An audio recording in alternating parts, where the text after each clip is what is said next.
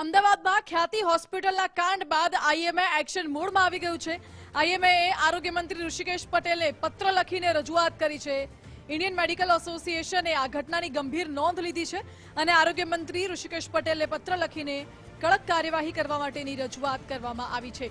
કુખ્યાત ખ્યાતિ હોસ્પિટલ વિરુદ્ધ કડકમાં કડક કાર્યવાહી કરવામાં આવે, કડક પગલાં ભરવામાં આવે સરકાર દ્વારા તેવી માંગ કરી છે આઈએમએ દ્વારા। ખ્યાતિકાંડમાં કડક તપાસ અને ચોકસાઈપૂર્વક પગલાં લેવાની પણ રજૂઆત કરી આઈએમએ। ગુજરાતમાં બીજી વખત આ પ્રકારે કાંડ ન થાય તેવી પણ રજૂઆત કરાઈ। ગુજરાત મેડિકલ કાઉન્સિલ વતી 12મી તારીખે આપણે જેટલા પણ ડોક્ટર અને બાકીના સભ્યોને જે નોટિસ આપવામાં આવી છે અને એમને સમય આપવામાં આવ્યો છે 7 દિવસના ગાળામાં હજુ સુધી નોટિસના જવાબ હજુ આવ્યા નથી। અમે એના જવાબની રાહ જોઈએ છીએ અને જ્યારે જવાબ આવશે એનો અભ્યાસ કરીને અમારી કમિટી આખો નિર્ણય લઈને આગામી શું પગલાં ભરવા એનો નિર્ણય કરવામાં આવશે।